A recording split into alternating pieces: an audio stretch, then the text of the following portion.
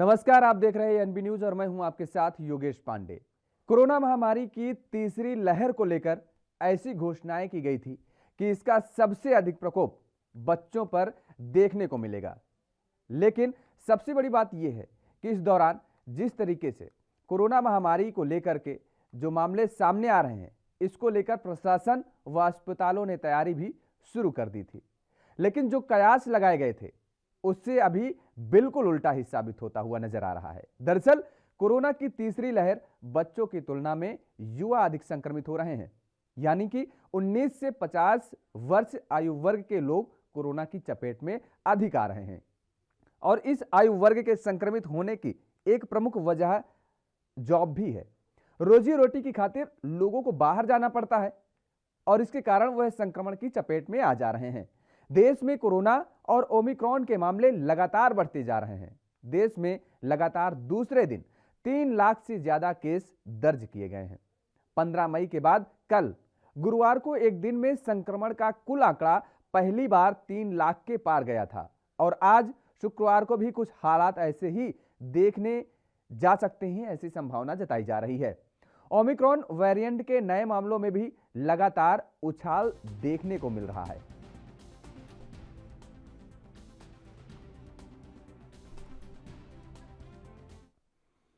और आइए अब आपको ग्राफिक्स के जरिए समझाने की कोशिश करते हैं कि दरअसल कोरोना के आंकड़े क्या कहते हैं देश में। तो देश में कोरोना पर एक नजर डालें तो जिस तरीके से कोरोना संक्रमितों की जो संख्या है और कुल रिकवरी रेट जो है 3,60,000, कुल मौतों की संख्या 4,88,391 फिलहाल अभी तक है। और अगर स्वास्थ्य विभाग के आंकड़ों की बात करें तो पिछले 24 घंटे में कोरोना के जो मामले आए हैं वो 3,17,532 नए मरीज सामने आए हैं और 24 घंटे में कोरोना से 491 लोगों की मौत हो चुकी है। तो ये एक बड़ा आंकड़ा है, स्वास्थ्य विभाग ने जारी किए हैं। वहीं इस दौरान कोरोना से 2,23,990 लोग ठीक होकर अपने घर को भी जा चुके हैं और अभी देश में कोरोना की जो हालात हैं वो 19,24,051 एक्टिव केस हैं, यानी लगभग 20 लाख मरीज अभी भी कोरोना के हैं। देश में कोरोना संक्रमण की अगर दर के जिक्र करें तो 16.41% अभी कोरोना संक्रमण दर है देश में। और देश में ओमिक्रॉन के कुल 9,287 केस मिल चुके हैं, यानी इतने नए ओमिक्रॉन के मामले सामने आए हैं, जबकि 3,85,63,625 कुल संक्रमित मामले अभी देश में हैं और 3,60,47,47 के पास कुछ रिकवरी जो मामले सामने आए हैं और कुल मौतें अब तक 4,88,000 से ज्यादा हो चुकी हैं।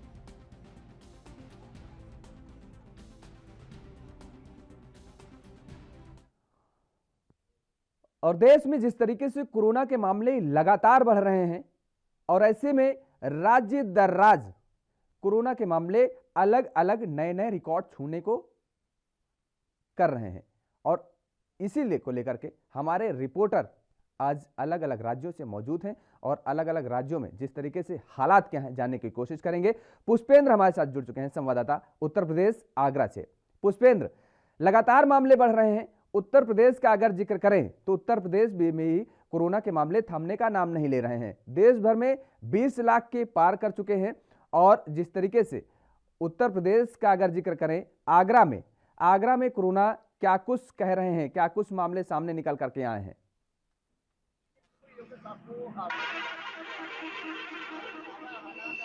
आगरा में आज 895 नए जो केस पाए गए हैं और 48 जो मरीजों की सैंपलिंग की गई है और बाद अब जो ताजा जो आंकड़े सक्रिय लोग जो बताए जा रहे हैं कोरोना के जो पेशेंट हैं वो 34, तो कुछ संख्या में उनकी संख्या बताई जा रही है जो बिल्कुल पुष्पेंद्र, लेकिन जिस तरीके से अगर प्रशासनिक अमले का जिक्र करें, प्रशासनिक अधिकारियों का जिक्र करें, उनको लेकर के किस तरीके से सतर्कता बरती जा रही है। अब तो जिस तरीके से वैक्सीनेशन अभियान चल रहा था, बूस्टर डोज का भी अब कहीं ना कहीं बंदोबस्त कर दिया गया है सरकार के द्वारा, बूस्टर डोज भी लगाई जा रही है। ऐसे में जो मामले बढ़ते नजर आ रहे हैं, आखिर लापरवाही कहां पर पाई जा रही है, प्रशासनिक अधिकारियों के द्वारा या फिर आम जनमानस के द्वारा कोविड नियमों का पालन नहीं किया जा रहा? थोड़ा सा पीछे जाओ। आगरा में जो बाजार है वो पूरी तरह से खोले जा रहे हैं। अगर उन्हें साप्ताहिक बंदी रखी जाए और वहाँ पे बराबर सैनिटाइजर वगैरह किया जाए तो कहीं ना कहीं इस पर रोकथाम भी हो सकती है। मगर आम जनता को भी इस पर ध्यान रखना पड़ेगा, मगर आम जनता मानने के लिए तैयार नहीं है। देखा जाता है कि बाजारों में सरकार की तरफ से कई एडवाइस मैसेज दिया जा रहा है, मास्क लगाने के लिए जागरूक किया जा रहा है आम जनता को, मगर आम जनता के लोग बाजारों में कहीं ना कहीं बिना मास्क के और लापरवाही करते हुए दिखाई देते हैं। तो प्रशासन की तरफ से उसका जोर भी 15 से 18 साल के बच्चों के लिए लगाई जा रही है। सब जगह सेंटर बनाए गए हैं वहाँ पर जो है, और जो लोग जो उम्र दराज हैं उनके लिए भी घर घर जाकर के आगरा स्वास्थ्य विभाग जो है वैक्सीनेशन कर रहा है। तो कहीं ना कहीं आम जनता को भी सुधरना चाहिए। जी पुष्पेंद्र, अगर आगरा में कोरोना के मामलों की कुल संख्या का जिक्र किया जाए तो आज की डेट में कुल कितने एक्टिव केस हैं, और दूसरी तरफ अगर ये देखा जाए तो रिकवरी को लेकर के तो कितने लोग रिकवरी कर चुके हैं, आगरा में पा चुके हैं, और पिछले 24 घंटे में अगर मौतों का आंकड़ा का जिक्र किया जाए तो कितने लोगों की मौत हुई है आगरा में?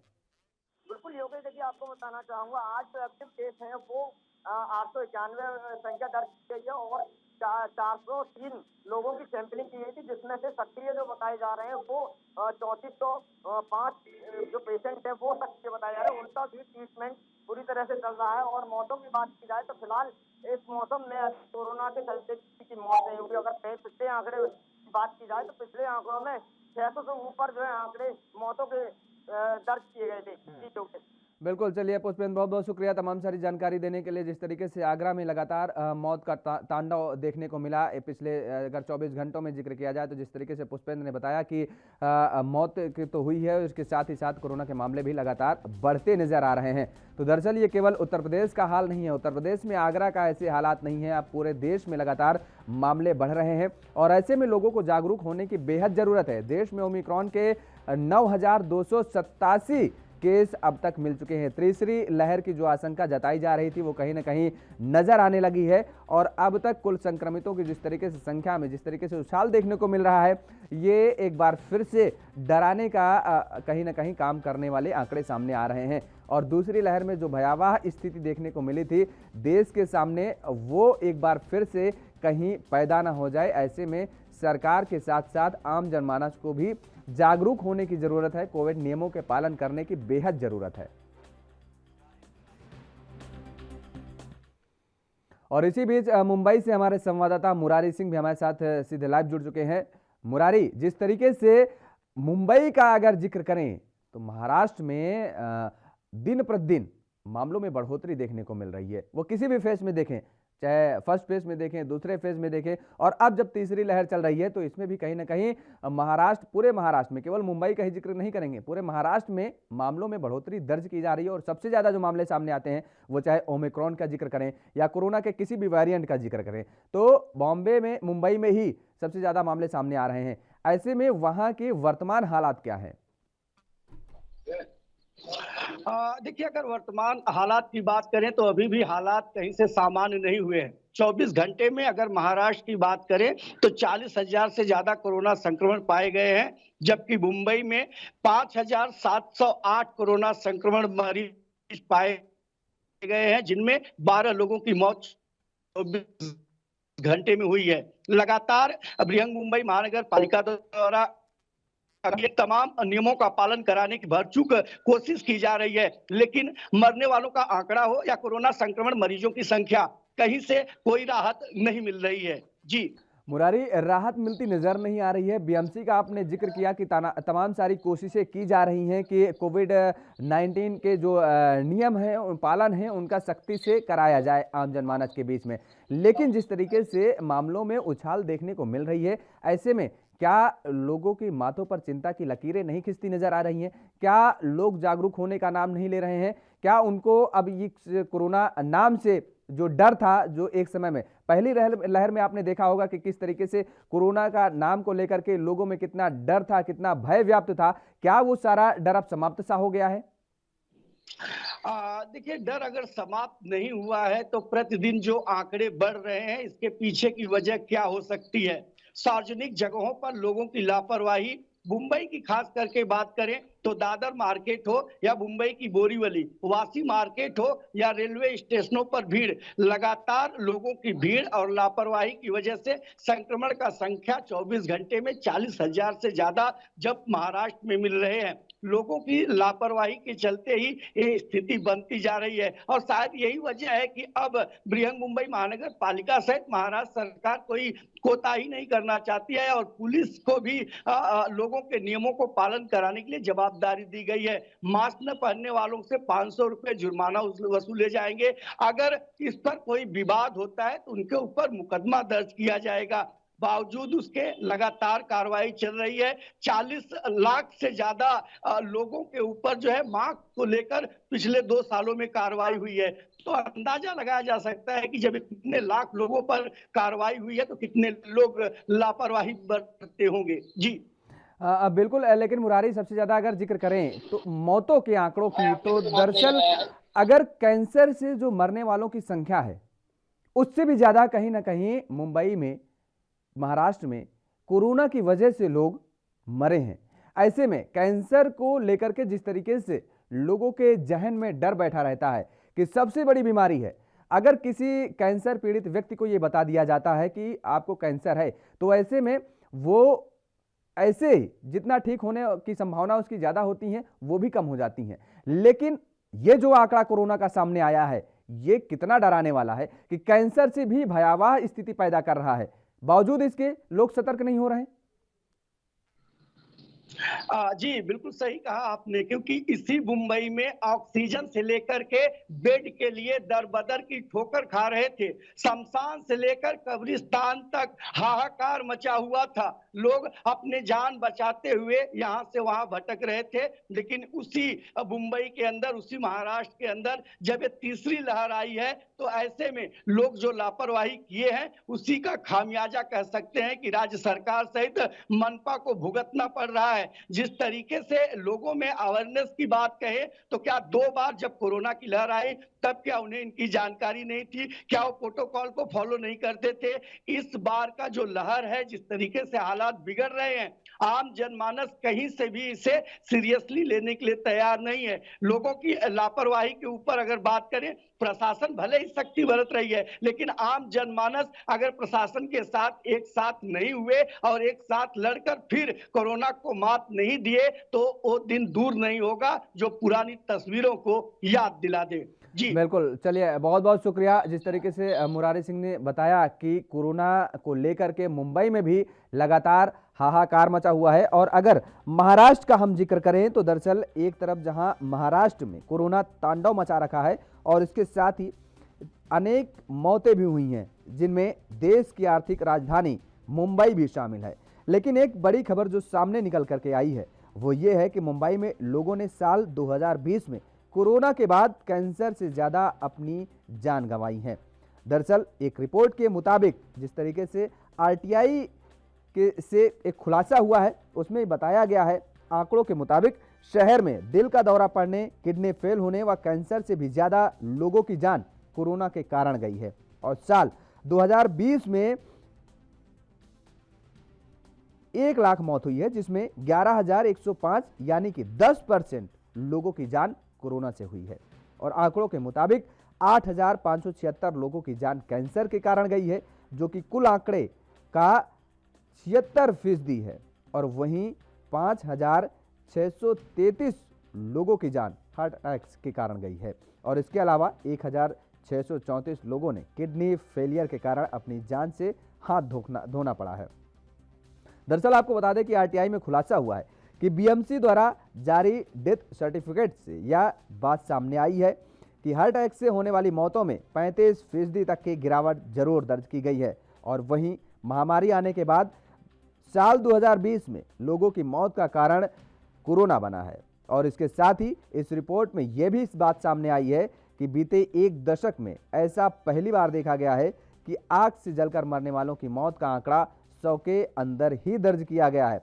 तो ये बेहद हैरान करने वाली रिपोर्ट सामने आई है, जिसमें ये बताया गया है कि जो सबसे ज़्यादा मौतों का आंकड़ा है, जो मौतों की वजह बना है, वो कोरोना बना है। कोरोना कालखंड में देखा गया है कि अलग अलग राज्यों में अलग अलग स्थिति बनी थी, पैदा हुई थी, भयावह मंजर देखने को मिला है और प्रत्येक राज्य की सरकारों ने इस मंजर को देखा है। बावजूद इसके जिस तरीके की जो व्यवस्थाएं थी, उन व्यवस्थाओं को अब कहीं ना कहीं कुप्रबंधन को सुप्रबंधन में बदलने की कोशिश की जा रही है राज्य सरकारों के द्वारा। लेकिन आम जनमानस को भी सक्रिय होने की बेहद जरूरत है। जिस तरीके से कोरोना के नियम बनाए जाते हैं, कोरोना के नियमों को पालन कराने की जिम्मेदारी प्रशासनिक अधिकारियों को दी जाती है और ऐसे में प्रशासनिक अधिकारियों की भी लापरवाही कहीं ना कहीं देखने को मिलती है।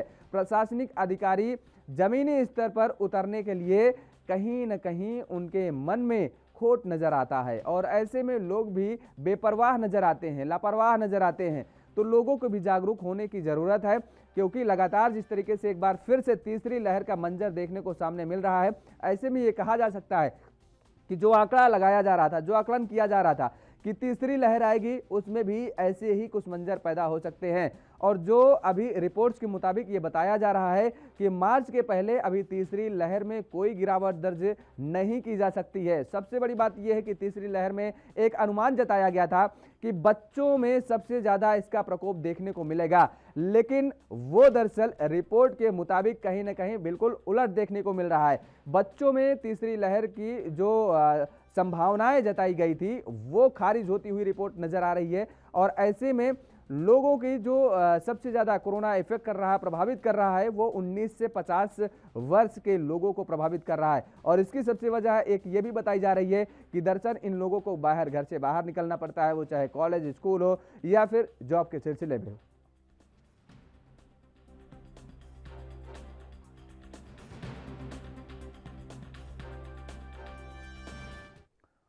और इसी बीच हमारे साथ चंडीगढ़ से अमित कुमार संवाददाता सीधे लाइव जुड़ चुके हैं। अमित, जिस तरीके से राज्य दर राज्य कोरोना एक बार फिर से डराने का काम कर रहा है, ऐसे में अगर चंडीगढ़ या पंजाब जैसे राज्य का जिक्र करें तो वहां पर कोरोना के हालात क्या हैं वर्तमान? देखिए, पंजाब की बात करूं तो कल का आंकड़ा 8,000 को टच करने से थोड़ा सा रह गया। कल बात करें तो 7,980 केसेस कल पंजाब में आए थे और सबसे ज्यादा केसेस सीधे तौर पे मोहाली से आए थे। 1360 केसेस। पॉजिटिविटी परसेंटेज मोहाली में है 40%। मतलब आप देख सकते हैं कि सबसे ज्यादा पॉजिटिविटी अगर पूरे पंजाब में देखने को मिल रही है तो मोहाली में मिल रही है 40% के साथ। पूरे पंजाब के आंकड़े की हम बात करें तो 18% के करीब आंकड़ा चल रहा है। तो आप देखिए 18.75 जो सीधा आंकड़ा है, अगर हम बात करें पंजाब का, तो वो चल रहा है कि 18.75 पॉजिटिविटी चल रही है और ये आंकड़ा लगातार बढ़ता जा रहा है। और इसमें किसकी बात करते हैं कि लापरवाही किसकी कर रहे हैं। तो अभी अगर आप सिर्फ देखें तो अपनी तरफ से हम बात करें तो काफी ज्यादा नकेल कर, अगर हम कहें कि कोई रोड शो नहीं हो रही, कोई मेजर कैंपेन्स नहीं हो रही है। अगर हम कहें डोर टू डोर कैंपेन की बात करें तो सिर्फ 5 तक सीमित है। तो आप देखिए अपनी तरफ प्रशासन पूरी सख्ताई कर रहा है, पर लापरवाही अब आम जनता में देखने को मिल रही है। अगर हम साइंस की बात करें, अगर इंस्ट्रक्शन की बात करें और उनके पालन की बात करें तो हमें बोले कि वहां पर हमें लापरवाही देखने को मिल रही है। वही चंडीगढ़ की अगर बात करें तो चंडीगढ़ में भी लगातार केसेस में एक इंक्रीज देखने को मिल रहा है। एक वक्त ऐसा लग रहा था कि चंडीगढ़ में केसेस घट गए थे। जी हाँ, चंडीगढ़ में एक वक्त ऐसा आ गया था कि आंकड़े 1000 से नीचे चले गए थे, पर कल फिर बात करें तो लगातार केसेस ऊपर जा रहे हैं। कल मैं बात करूं तो कल 1294 केसेस चंडीगढ़ में देखने को मिले, क्योंकि चिंता का विषय है। अगर मैं चंडीगढ़ की पॉजिटिविटी की बात करता हूँ तो 19.3% की पॉजिटिविटी है। पर चंडीगढ़ प्रशासन की तरफ से अगर हम बात करें तो कल वॉर रूम में डिसीजन हुई थी, मीटिंग हुई थी, जिसमें डिसीजन लिया गया कि अभी और कोई नए रिस्ट्रिक्शंस नहीं लगेंगे। जो पुराने रिस्ट्रिक्शन है 50 इंडोर 100 आउटडोर, हम कहेंगे कि सिर्फ 10 बजे तक शॉप को खुले रहने के लिए, जो मेजर मार्केट्स है जहाँ पे बड़ी भीड़ है वहां पे सिर्फ 5 बजे तक खुले रहे, उन रिस्ट्रिक्शंस को अभी तक वही सीमित रखा गया है। क्योंकि देखिए दोनों रिस्पॉन्स देखने मिल रहे हैं। एक तरफ जहाँ लोग रूल्स रेगुलेशन फॉलो करते हैं तो केसेस घट रहे हैं, पर जहां पे लोग केसेस घटते हुए देखते हैं तो फिर लोग लापरवाह हो जाते हैं। ये बहुत जगह एग्जांपल देखने मिली, जब केसेस घटने लग जाते हैं तब लोग वापस लापरवाह हो जाते हैं, फिर केसेस का एक हाइक देखने को मिल रहा है। ऑल ओवर मोर्टेलिटी की बात करें तो मोर्टेलिटी रेट काफी कंट्रोल में इस बार नजर आई है कि मोर्टेलिटी इस बार बहुत थोड़ी देखने को मिल रही है। इसका ओमिक्रॉन वेरिएंट कोई आप कह सकते हैं कि वाइल्ड होने का फायदा कह सकते हैं। बिल्कुल, अमित, लेकिन सबसे बड़ी बात यह है कि जिस तरीके से आपने बताया कि जहां पर लोग कोविड नियमों का पालन कर रहे हैं, ऐसे में कहीं ना कहीं कोविड-19 के जो मामले हैं वो घटते नजर आ रहे हैं, लेकिन जब इन नियमों का उल्लंघन करते हैं तो वैसे में मामले एक बार फिर से बढ़ते नजर आते हैं। दूसरी बात, सबसे बड़ी बात यहाँ पर यह है कि अब जिस तरीके से 5 राज्यों में चुनाव भी हो रहे हैं, ऐसे में पंजाब में भी चुनाव हो रहे हैं। भले ही इलेक्शन कमीशन की तरफ से यह कह दिया गया हो कि वर्चुअल मीटिंग होगी, कोई जनसभा को संबोधित नहीं कर सकता है, लेकिन जो चीजें देखने को मिलती है, 5 लोगों की अनुमति दी गई है कि नेता जो है वो 5 लोगों के साथ ही डोर टू डोर कैंपेन कर सकते हैं। लेकिन ऐसा कहीं किसी भी राज्य का जिक्र करें, चाहे पंजाब का जिक्र करें, चाहे गोवा का जिक्र करें, चाहे उत्तर प्रदेश का जिक्र करें, किसी भी राज्य का हम देख लेते हैं उठा करके, तो वहां पर हालात कुछ बिल्कुल उल्टे नजर आ रहे हैं। दरअसल 5 लोग से भी ज्यादा, और जब कहीं भी ग्रामीण क्षेत्रों में लोग जाते हैं कैंपेनिंग करने, तो वहां पर पूरे गांव का गांव एक साथ इकट्ठा हो जाता है। तो ऐसे में एक जनसभा तो नहीं कह सकते, विशाल जनसभा, लेकिन ग्रामीण स्तर पर एक छोटी जनसभा के तौर पर, एक पंचायत के तौर पर कहीं ना कहीं वहां पर भीड़ का जनसमूह इकट्ठा हो जाता है। ऐसे में क्या लगता नहीं है कि इलेक्शन कमीशन को इस ओर थोड़ा सा और सख्ती से देखना चाहिए, और जिस तरीके से ये किया जा रहा है राजनीतिक पार्टियों द्वारा, उनमें और भी प्रतिबंध लगाने की जरूरत है? देखिए, इलेक्शन कमीशन की तरफ से सख्ताई से ये कदम उठाए गए। देखिए, कोई भी व्यक्ति अगर डोर टू डोर कैंपेन की जो लिमिट्स है उनको क्रॉस करता है, इसका सीधा एग्जांपल हम अरविंद केजरीवाल का ही ले सकते हैं। क्या वो खरड़ में कैंपेन करते हुए नजर आए थे, सीधे तौर पर नजर आ रहे थे कि 5 से ज्यादा लोग थे, डोर टू डोर कैंपेन कर रहे थे, तो बकायदा इलेक्शन कमीशन ने उनको नोटिस जारी किया है। देखिए, इलेक्शन कमीशन अपनी तरफ से पूरी तरह से सख्ताइयों में है कि हर एक चीज को मॉनिटर किया जा रहा है। अगर कहीं पर भी कोई भी डिफॉल्ट में पाया जाता है, उन्होंने सीधे तौर पर लोगों को अवेयर करके रखा है कि आप सीविजिल के तहत हमें कंप्लेन करें, और अगर हमारे पास जानकारी है तो हम भी सुमोटो एक्शन लेंगे। की तरफ से सख्ताइयां पूरी तरह, और ये चीज असर भी दिख रहा है। देखिए, आमतौर पर अगर हम इस टाइम को कंसिडर करते हैं कि कुछ दिन रह गए, तो जनसभाएं, पॉलिटिकल रैलियां और गैदरिंग का बहुत ज्यादा होता है।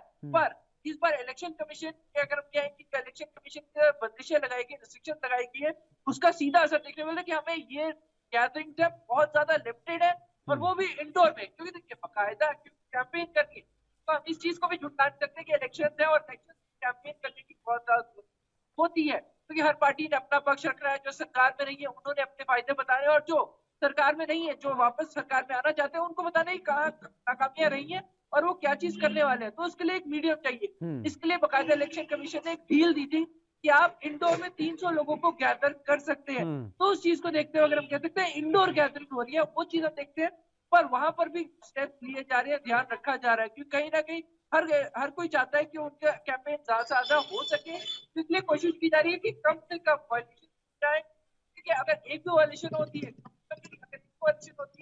इलेक्शन कमीशन सख्त से सख्त एक्शन ले रहा है। इसलिए बहुत ज्यादा कोशिश की जा रही है सभी पॉलिटिशियंस की तरफ से या कैंडिडेट की तरफ से कि जितना कम हो सके वो गैदरिंग करे, और जो तय सीमा तय की है, चाहे 5 लोगों की हो, चाहे जैसे भी हो, उसके अंदर ही वो कैंपेन करे। और 5 लोगों की जो कैंपेन रणनीति बनाई गई है, जब चीजें है कि 5 लोग ही डोर टू डोर कैंपेन करेंगे, तो कई जगह से 5 लोगों को कैंपेन देखने को मिल भी रहा है हमें। बिल्कुल, काफी अच्छी तरह से अगर कहीं रिस्ट्रिक्शन इम्पोज की गई है, और सीधे इलेक्शन कमीशन का सीधा क्या है कि इलेक्शन कमीशन के जो रिस्ट्रिक्शन है उनको फॉलो किया जा रहा है। पर जहाँ नहीं किया जा रहा वहाँ इलेक्शन कमीशन सख्त है, बकायदा नोटिस जारी कर दिया और जवाब भी मांगे जा रहे हैं कि आपने आखिर ये कदम क्यों उठाया, कि क्या आप इलेक्शन कमीशन के ऑर्डर्स को नहीं मान रहे, ये भी बकायदा जवाब मांगा जा रहा है। बिल्कुल। अमित, यहाँ पर एक चीज और जानना चाहेंगे कि जिस तरीके से चाहे राज्य सरकारों का जिक्र करें या केंद्र सरकार का जिक्र करें, कोरोना पर नियंत्रण पाने के लिए वैक्सीनेशन अभियान चलाया गया और जबरदस्त इसमें सफलता भी देखने को मिली, लेकिन अब बूस्टर डोज भी लगनी शुरू हो गई है। तो ऐसे में अगर पंजाब का जिक्र करें तो कोरोना से बचने के लिए जो वैक्सीनेशन अभियान चलाया जा रहा है या बूस्टर डोज जिन लोगों को दी जा रही है, क्या स्थिति है इन दोनों चीजों को लेकर के? अगर हम बात करें तो चंडीगढ़ में हम लोग कह सकते हैं कि इसका असर स्टार्ट हो चुका है। वही पंजाब में बात करें तो इसका कैंपेन थोड़ा धीरे चल रहा है। अगर हम कहें कि कई पहलू है, यहाँ पे हम कह सकते हैं कि पिंड क्षेत्र या फिर हमें ग्रामीण क्षेत्र ज्यादा होने के कारण वहां भी थोड़ी अगर अवेयरनेस कम है, लोग अभी फर्स्ट और सेकंड डोज ही पूरा नहीं। देखिए, डोज की बारी तब आएगी जब आपका सेकंड डोज पूरा होगा। और आप पंजाब के आंकड़े देखें तो ये आंकड़ा जब खुद इलेक्शन कमीशन की तरफ से जारी किया गया तो सेकंड डोज सिर्फ 48% तक थी। अगर फर्स्ट डोज की बात करें तो 85% तक थी। यही बात तब आती है कि तब तक सेकंड डोज 100% तक नहीं जाती, या फिर हम क्या है तब तक थर्ड डोज का कोई मायने नहीं होता, या तब दूसरे डोज का कोई मायने नहीं है। पर हाँ, ये जरूर कहेंगे जो फ्रंटलाइन वॉरियर्स हैं, डॉक्टर्स हैं, नर्स हैं, जो भी हमारे फ्रंटलाइन वॉरियर्स में आते हैं, उनकी बूस्टर डोजेस जरूर लगनी शुरू हो चुकी है और उसका काफी ज्यादा पॉजिटिव रिस्पॉन्स देखने को मिला है। पर आम जनता को भी सतर्क होने की जरूरत है, लोगों को अपने सेकेंड डोज, तो देखिए बाकायदा एक सर्वे किया गया, सर्वे में जितनी भी सेकेंड डोज पेंडिंग है उनको कॉल की गई, उससे रिस्पॉन्स बड़ा मिला जुला आता है। लोगों कहते हैं कि हमें पता ही नहीं था कि हमारी डोज पेंडिंग है, कि हमारी डोज की डेट का हमें पता है, हमें ये याद नहीं कि हमारी फर्स्ट डोज कब लगी। तो लोगों की तरफ से कई ऐसे ऐसे बहुत सिंपल जवाब दिए गए कि जिसके शायद लोगों को ही, अगर हम कहें कि लोगों की लापरवाही नहीं, पर कहीं ना कहीं हम कह सकते हैं कि लोगों ने ध्यान नहीं दिया। फिर कई लोग कहते हैं कि हमें याद ही नहीं कि हमारी फर्स्ट डोज कब लगी है, क्योंकि फर्स्ट और सेकंड डोज में गैप बहुत है। तो इसको हम एक वैलिड से पा सकते हैं। तो लोगों को दोबारा अवेयर किया जा रहा है, लोगों को कॉल की जा रही है, और जो अवेयर हो रहे हैं वो लोग तुरंत जाके अपने इंजेक्शन लगवा रहे हैं, क्योंकि बिल्कुल। इंजेक्शन हर कोई लगवाना चाहता है। पर अवेयरनेस हम कह सकते हैं कि कई बार लोगों को पता ही नहीं कि उनके इंजेक्शन कब लगेंगे, क्योंकि कई लोगों को मैसेज आ जाता है और कई लोग मैसेज इग्नोर कर जाते हैं। बिल्कुल, चलिए बहुत बहुत शुक्रिया अमित ने जिस तरीके से जानकारी दी कि पंजाब में कोरोना के क्या हालात हैं और ऐसे में लोगों को जागरूक होने के लिए सरकारों द्वारा क्या प्रयास किए जा रहे हैं। तो दरअसल अगर आपको बताएं कि देश में कोरोना के हालात क्या हैं, तो आप अपने टेलीविजन स्क्रीन पर साफ तौर पर देख सकते हैं। ग्राफिक्स के जरिए हम समझाने की कोशिश कर रहे हैं कि देश में ओमिक्रॉन के मामले 9,287 केस अब तक मिल चुके हैं और कुल संक्रमित मामले 3,85,63,625 हैं। ये कोरोना के संक्रमित कुल मामले हैं। कुल रिकवरी मामले जो हैं 3,60,47,870 मामले हैं। और वहीं अगर मौतों का जिक्र करें तो 4,88,391 मौतें हो चुकी हैं अब तक टोटल कोरोना की वजह से। और पिछले 24 घंटे में कोरोना से 3,17,532 नए मरीज कोरोना के मिले हैं और पिछले 24 घंटे में कोरोना की वजह से 491 लोगों ने जान भी गंवा बैठे हैं। यानी कोरोना एक बार फिर से लगातार डराता नजर आ रहा है।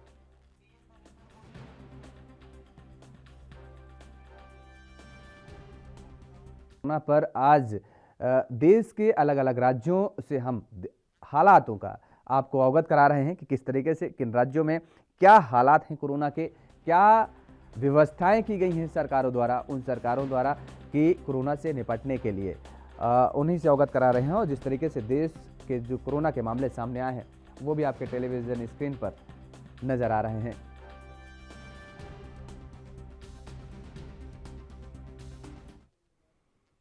और इसी बीच हमारे साथ मुंबई से संवाददाता सत्य प्रकाश सोनी हमारे साथ सीधे जुड़ चुके हैं। सत्य प्रकाश, अगर महाराष्ट्र का जिक्र करें तो महाराष्ट्र में कोरोना ने एक बार जैसे उछाल देखने को मिली थी, उसके बाद फिर कोरोना के मामलों में गिरावट दर्ज की गई, लेकिन एक बार फिर दोबारा अब कहीं ना कहीं कोरोना के मामलों में बढ़ोतरी दर्ज की जा रही है। वजह क्या हो सकती है इसकी?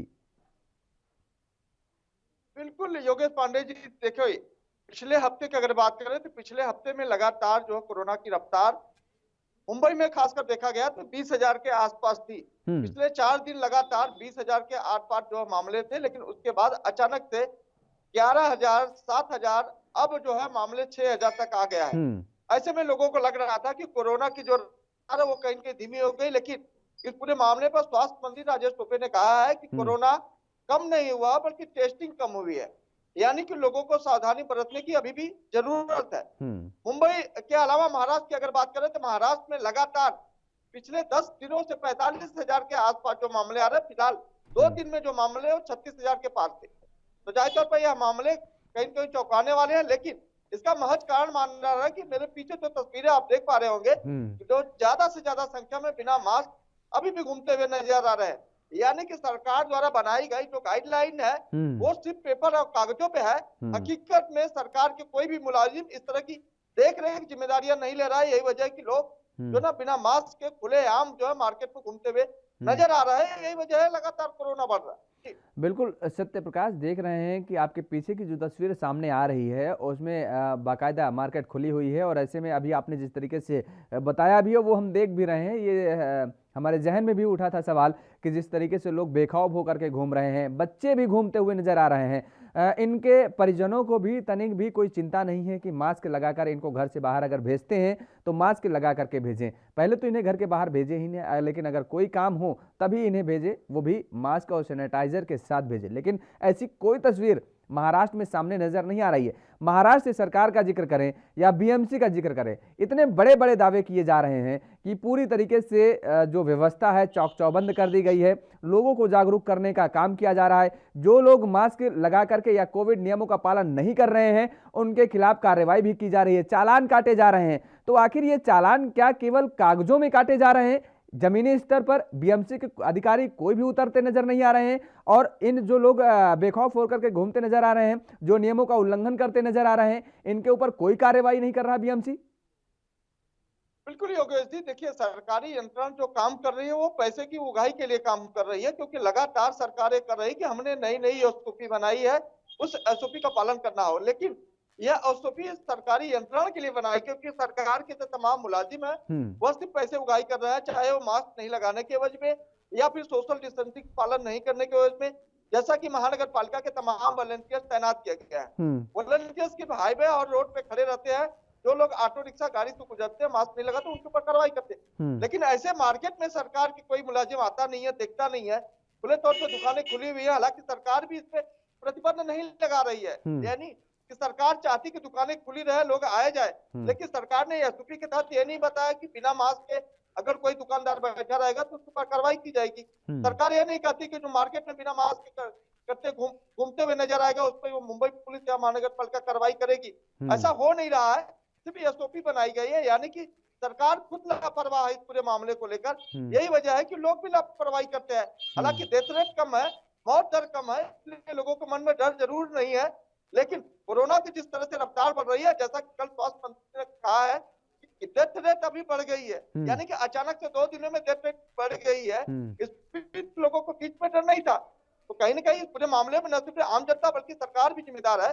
सरकार को भी देखना चाहिए कि लोग पालन कर रहे हैं या नहीं, अगर नहीं कर रहे हैं तो कड़े प्रतिबंध लगाए, बिल्कुल कड़ी कानूनी कार्रवाई करे, लेकिन ऐसा हो नहीं रहा है, लोग लापरवाही बरत रहे हैं। बिल्कुल ठीक बात कह रहे हैं सत्य प्रकाश। दरअसल ये लोग जो कोविड नियमों का उल्लंघन कर रहे हैं वो न केवल अपनी जान खतरे में डाल रहे हैं बल्कि दूसरों की जान को भी खतरे में डालने का काम कर रहे हैं, और ये अपने साथ तो धोखा कर ही रहे हैं, साथ ही साथ कहीं ना कहीं आम जनमानस को भी नुकसान पहुंचाने का काम कर रहे हैं। ये कहें तो शायद गलत नहीं होगा सत्य प्रकाश। लेकिन मुंबई में अगर जिक्र करें कोविड वैक्सीनेशन को लेकर के, कोविड वैक्सीनेशन के हालात क्या है? वैक्सीनेशन अभियान चलाया गया, देश भर में चलाया गया, एक बड़ी सफलता और एक अच्छी सफलता मिली देश को। अगर मुंबई का जिक्र करें तो वर्तमान हालात वैक्सीनेशन को लेकर के क्या कुछ हैं?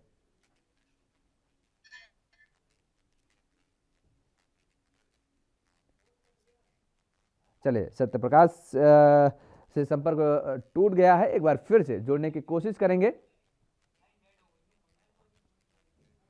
तो कुल रिकवरी रेट जिस तरीके से सामने आपके टेलीविजन स्क्रीन पर है और कुल मौतों का आंकड़ा भी सामने है, जिस तरीके से 4,88,391 मौत अब तक हो चुकी है कोरोना का। कोरोना लगातार देश भर में एक बार फिर से तांडव मचाता नजर आ रहा है। अभी जिस तरीके से अलग अलग राज्यों से जो रिपोर्ट सामने आ रही है, जो आपको बता रहे हैं, जिस तरीके से लापरवाही बरती जा रही है, लोगों के द्वारा लापरवाही तो बरती ही जा रही है, लेकिन जो सरकारी मुलाजिम हैं, जो सरकारी अधिकारी हैं, ये भी दरअसल केवल कागजी कार्रवाई करते नजर आ रहे हैं, वो भी कहां पर किसी चौराहे पर खड़े होकर के। जिस तरीके से भी सत्यप्रकाश जो हमें संवाददाता है मुंबई से वो जुड़े हुए थे, उन्होंने साफ तौर पर कहा, दरअसल एक उन्होंने संज्ञा दी कि धन उगाही करने का केवल काम करते हैं ये मुलाजिम, जो सरकारी मुलाजिम हैं, ये केवल उन्हीं स्पॉट्स पर खड़े होते हैं जो मेन चौराहे होते हैं, मेन चौक होते हैं, जो गलियां होती हैं, जो मार्केट होती हैं, वहां पर वो सरकारी मुलाजिम भी जाने से कहीं ना कहीं कतराते हैं। जबकि सबसे बड़ा जो खतरा होता है वो वहीं से पैदा होता है, उन्हीं गली उन्हीं कूचे से कोरोना निकल करके आता है, जहां पर ये मार्केट होती हैं और जहां पर एक बड़ी तादाद में भीड़ होती है। लोग खरीदारी के करने के लिए जाते हैं और कुछ लोग तो बेवजह भी घूमते नजर आते हैं। जिस तरीके से तस्वीरों में देखने को मिलता है अलग अलग जगहों से, दरअसल वो मास्क ना लगा करके केवल अपनी जान खतरे में नहीं डालते हैं बल्कि सामने वाले को भी नुकसान पहुंचाने का काम करते हैं। और ऐसे में इन सरकारी अधिकारियों को, चाहे नगर निगम का जिक्र करें या फिर जिस तरीके से मुंबई में बीएमसी है, बीएमसी का जिक्र करें, किसी भी जिन अधिकारियों के कंधे पर इस बात की जिम्मेदारी सौंपी गई है कि आप आम जनमानस को कोविड नियमों का पालन कराएंगे, वो उन लोगों को कहीं ना कहीं इन मार्केट में जाना पड़ेगा, इन बाजारों में जाना पड़ेगा, और बाजारों में जिस तरीके से अगर कोई उल्लंघन करता पाया जाता है तो उसके खिलाफ कार्रवाई करनी पड़ेगी। तब कहीं ना कहीं जाकर के आम जनमानस में ये एक मैसेज जाएगा, क्योंकि डर बहुत बड़ी चीज होती है। एक कहावत जिस तरीके से कही गई है, कहा गया है कि भय भी नहीं होत न प्रीत। तो दरअसल जब तक आप भय नहीं पैदा करेंगे, क्योंकि शुरुआती दौर में जो डर था कोरोना के लिए लोगों के मन में, अब वो कहीं ना कहीं खत्म होता नजर आ रहा है। दरअसल लोगों ने एक मंजर देखा, बावजूद इसके लोग बेपरवाह नजर आ रहे हैं। और ऐसे में पिछले दिनों जिस तरीके से कोरोना के मामलों में लगातार उछाल देखने को मिल रही है, अगर जिक्र करें स्वास्थ्य विभाग के आंकड़ों का, तो उन आंकड़ों के मुताबिक अभी इस दौरान कोरोना से 2,23,990 लोग ठीक जरूर हो चुके हैं, लेकिन अभी भी देश में कोरोना के 19,24,051 एक्टिव केस हैं। इसलिए अभी भी डरने की जरूरत है। और देश में कोरोना संक्रमण की जो दर है वो 16.41% है। ये आंकड़े स्वास्थ्य मंत्रालय की तरफ से दिए गए हैं। और देश में ओमिक्रॉन के अब तक कुल मामले 9,287 आ चुके हैं, यानी ओमिक्रॉन भी लगातार अपने पैर पसार रहा है। और 3,85,63,625 कुल संक्रमितों की संख्या है पूरे देश भर में।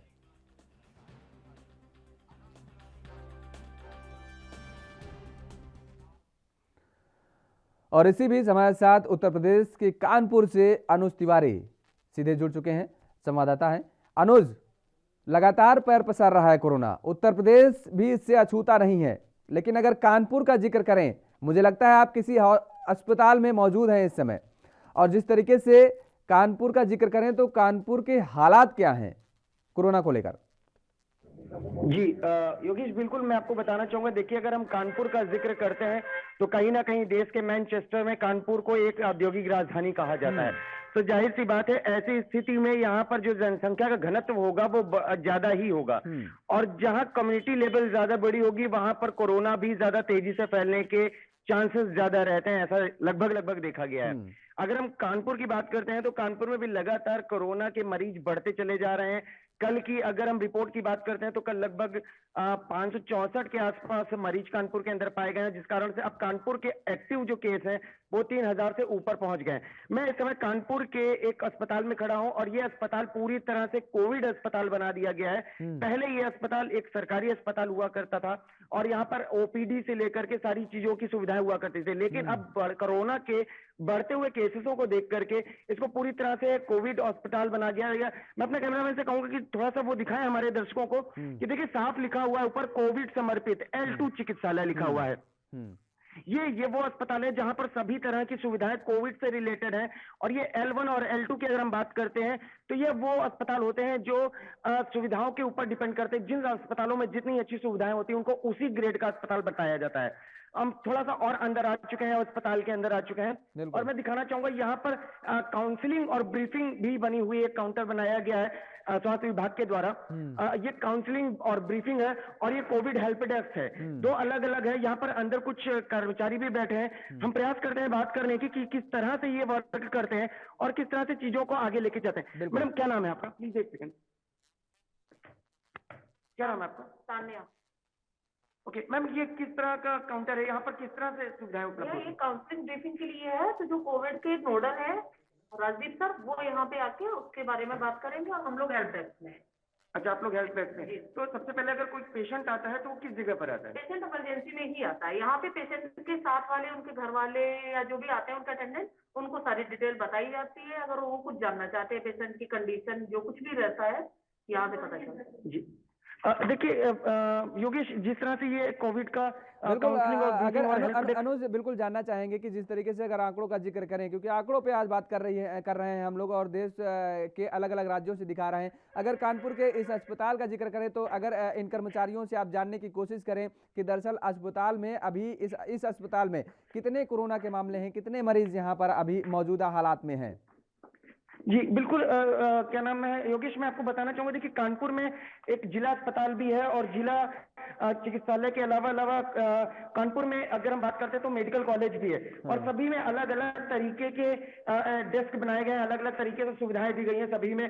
और बेडों के भी अलग अलग तरीके के नंबर्स ऑफ बेड है कि किसी में 50 नंबर ऑफ बेड है, किसी में 50, किसी का 100 नंबर ऑफ बेड है। लेकिन मैं प्रयास करता हूं, मैं कोशिश कर रहा हूं इस अस्पताल के सीएमएस से मिलने की, क्योंकि जो सीएमएस होते हैं वो उस पूरे आंकड़े को अपने पास रखते हैं बिल्कुल। और साथ ही साथ ये भी अच्छे से बता सकते हैं कि किस तरह से चीजें यहाँ पर चल रही हैं। मैं प्रयास करूंगा, देखिए मैं इस समय प्रशासनिक ब्लॉक पे आ चुका हूँ। मैं चाहूंगा मेरे कैमरामैन साहब ये दिखाएं कि जिस तरह से प्रशासनिक ब्लॉक है, इसके पीछे सीएमएस बैठते हैं। मैं प्रयास कर रहा हूँ कि मैं सीएमएस के पास जाऊं और आंकड़ों को लेकर के, जो हम आंकड़ों की बात कर रहे हैं, उस आंकड़ों को वो बेहतर अच्छे से बता पाएंगे। लेकिन फिलहाल मैं इतना जरूर बताना चाहूंगा योगेश कि कानपुर के अंदर लगभग 564 कल केस आए हैं और 564 में जो संक्रमित है वो ओमिक्रॉन और कोरोना से संक्रमित है। इस समय हम लगभग मुख्य चिकित्सक अधीक्षक के कक्ष में पहुंच चुके हैं। ये देखिए साफ साफ लिखा है मुख्य चिकित्सक अधीक्षक कक्ष। मैं बात करना चाहूंगा सर, ये शायद किसी कार्य से वो कहीं जा रहे हैं, अभी वापस आकर के हमसे मिलते हैं। लेकिन अगर आंकड़ों की बात करें तो लगातार कानपुर में चीजें बढ़ती जा रही हैं और जिसको देखते हुए कहीं ना कहीं प्रशासन ने अलग अलग तरीके की चीजों को भी शामिल कर लिया। इसमें जो अस्पताल था वो पूरी तरह से कोविड अस्पताल बना दिया गया। इसके अलावा भी कुछ चीजें हैं। देखिए सबसे बड़ी बात है जागरूकता। कानपुर में लोगों का ये मानना है कि कोरोना की तीसरी लहर बिल्कुल निम्न के स्तर पे है, जबकि ऐसा बिल्कुल नहीं। कोरोना की तीसरी लहर पूरी तरह से अपने पूरे पीक में आ चुकी है और अगर अभी नहीं सुधरेंगे, अभी नहीं संभलेंगे तो आगे स्थितियां और भी ज्यादा बिगड़ सकती हैं। लेकिन देखिए लोग टेस्ट कम करवा रहे हैं। जहां तक बात करते हैं तो मैंने कुछ डॉक्टरों से बात करी थी तो उनका भी यही कहना था कि लोग टेस्ट कम करवा रहे हैं। कुछ लोग हैं जो घर में रहकर ही टेस्ट कर लेते हैं। ऐसे जो आंकड़े होते हैं, जो लोग घर में रह करके टेस्ट कर लेते हैं, ऐसे आंकड़े सीएमओ के रजिस्टर में नहीं शामिल हो पाते हैं। तो आंकड़ों का जो खेल है, देखिए आंकड़ों की अगर हम बात करते हैं योगेश, तो आपको याद होगा दूसरी लहर में जब लोगों के साथ ये स्थितियां थी कि उनको जगह नहीं मिल पा रही थी बैठने की, या लोगों का कंधा नहीं मिल पा रहा था, या अगर हम बहुत बड़ी बात करते हैं तो शमशान में जगह नहीं मिल पा रही थी शवों को जलाने के लिए। हमने ये भी देखा है कि शमशान के आसपास के इलाके में, यानी गंगा नदी या किसी और नदी के आसपास में जमीनों में भी शव गड़े मिले थे। तो वो जो स्थितियां थी उसको देख करके प्रशासन तो बहुत ज्यादा मुस्तैद दिखाई दे रहा है, लेकिन लोगों के अंदर इस चीज को जागरूक होने की बहुत ज्यादा आवश्यकता है। देखिए हम अब फिर से प्रयास करते हैं, यहाँ पर सीएमएस आ चुके हैं। मैं सीएमएस से बात करने का प्रयास करता हूँ कि किस तरह की स्थितियां हैं कानपुर के इस अस्पताल के अंतर्गत। सर पहले मैं आपका नाम जानना चाहूंगा, क्या नाम है सर? मैं डॉक्टर एस कुमार। सर ये अस्पताल जो है वो कोविड अस्पताल बनाया गया है, किस तरह की सुविधाएं इसमें रखी गई हैं? We have all the ventilators and all the oxygen bed, 115 bed, and all the facilities with the medical officers, nurses, and fourth class and ward boy. And we have also working. We have ample of the oxygen supply. Okay. How much the capacity of the oxygen? Sir, oxygen जो supply है उसकी कितनी capacity है? We have oxygen plant. It is 833 liter per minute. There is supply. We have also the 400 cylinder, big cylinder, and 63 small cylinder, and concentrator also. हमारे साथ एक doctor और भी बैठे हैं, मैं उनसे भी जानकारी करना चाहूंगा। जानना ये चाहेंगे पेशेंट आता है तो किस तरह से ट्रीट करते हैं? अनुज, जिस तरीके से कोरोना के मामले हैं, पहले मरीज की वाइटल तो स्टेटस देखते हैं, उसके उपरांत उसके जनरल कंडीशन क्या है, उसके साथ उसकी और कौन सी बीमारी है, संक्रमित उसकी जो कोविड की रिपोर्ट है, वो हमारे यहाँ ज्यादातर पेशेंट को ICCC से भेजा जाता है। केवल 10% पेशेंट ऐसे हैं जो शासन की अनुसार जो है कभी कभी ज्यादा गंभीर अवस्था में भी आ जाते हैं। तो उनकी कंडीशन देखने के उपरांत जो है फिर हम लोग डिसाइड करते हैं कि पेशेंट को कहाँ पे रखा जाए। जैसे उसका सैचुरेशन अगर 94 से ऊपर है तो उसको हम लोग आइसोलेशन वार्ड पे सामान्य इलाज के अंदर रखते हैं, और 90 के आसपास है तो उसको ऑक्सीजन सपोर्ट करते हैं। यदि 90 से कम होगा तो उसको ICU में रखते हैं। हमारे पूरे वेंटिलेटर वगैरह है, सब फंक्शनल है, और प्लांट है जो बराबर रेडी है, बराबर चलता रहता है, न किसी भी प्रकार कोई समस्या नहीं। इस समय हमारे पास 4 पेशेंट है, जिसमें एक पेशेंट को केवल बहुत न्यूनतम ऑक्सीजन पे है, जो भी वो भी करीब ठीक होने का साथ, मतलब करीबन उसका रिकवरी पूरी 100% श्योर है। और हमारे सबसे अच्छी व्यवस्था ये है कि पेशेंट का हम CT स्कैन तुरंत करा लेते हैं। HRCT की व्यवस्था है, जितने पेशेंट हमारे पास अभी तक आए हैं सबका हमने HRCT कराया है, तो उससे हमें तुरंत पता चल जाती है पेशेंट की स्थिति, फेफड़े के संक्रमित कितना हुआ है, कितना संक्रमित हुआ है, CT स्कोर से कंफर्म हो जाता है। और पेशेंट के फ्यूचर में आगे उसको क्या दिक्कत होगी ये हम पहले ही निर्णय ले लेते हैं कि उसको किस प्रकार का इलाज दिया जाए। सर एक अंतिम प्रश्न है सर, कितनी कैपेसिटी है यहाँ पर, कितनी क्षमता है रोगियों को रखने की, कितने रोगी यहाँ पर आकर के इलाज करवा सकते हैं? 115 बेड है हमारे पास इस समय, 115 बेड है, जिसमें 20 ICU हैं, 23 हमारे पास SDU बेड्स हैं और बाकी 72 बेड हमारे आइसोलेशन वार्ड हैं विद ऑक्सीजन, सभी बेड हमारे ऑक्सीजन फैसिलिटी के साथ।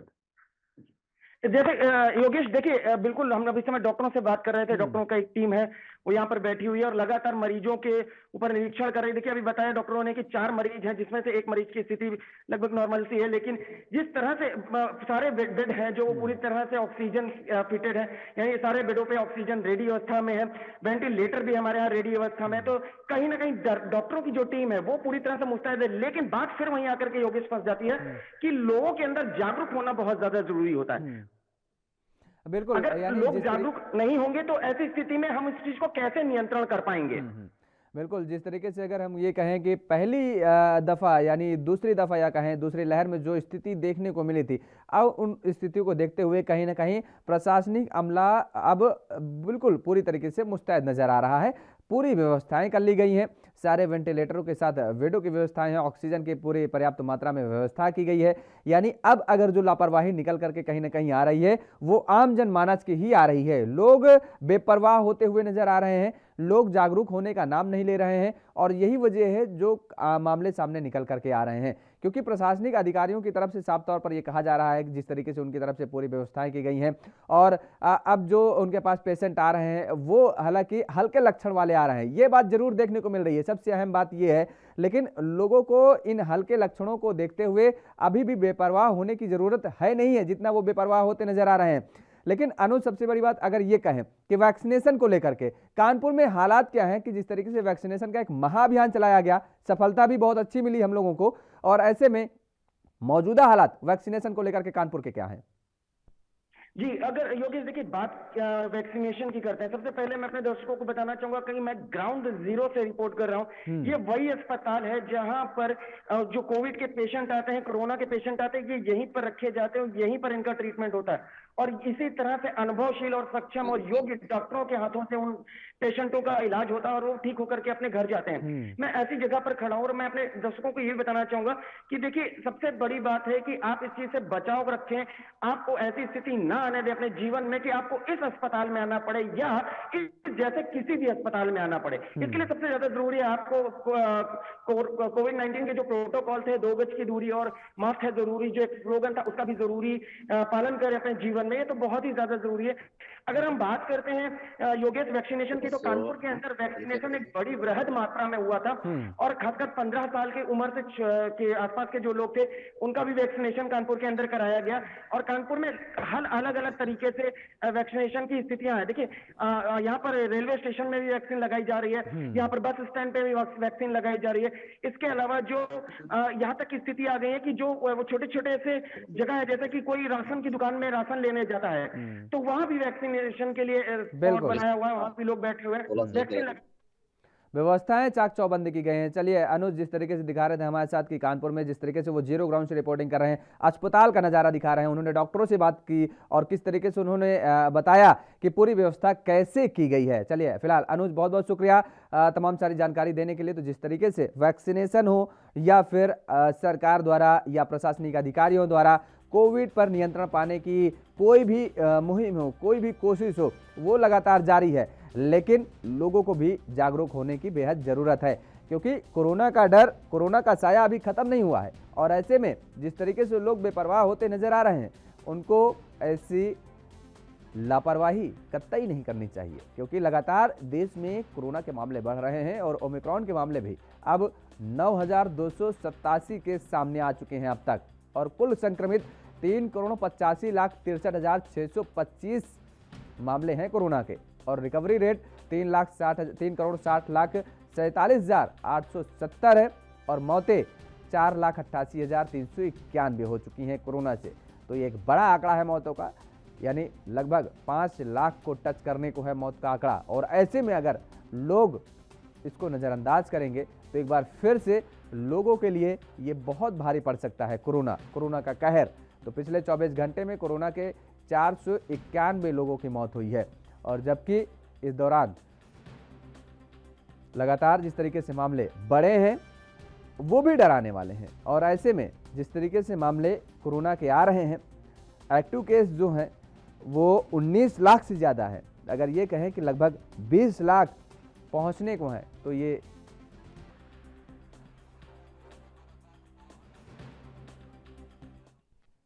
और इसी बीच हमारे साथ देहरादून से हरीश खनेड़ा वरिष्ठ संवाददाता है हमारे, सीधे लाइव जुड़ चुके हैं। दरअसल अलग अलग राज्यों में कोरोना के हालात क्या हैं। हरीश, अगर उत्तराखंड का जिक्र करें तो उत्तराखंड में कोरोना के वर्तमान हालात क्या कुछ कहते हैं?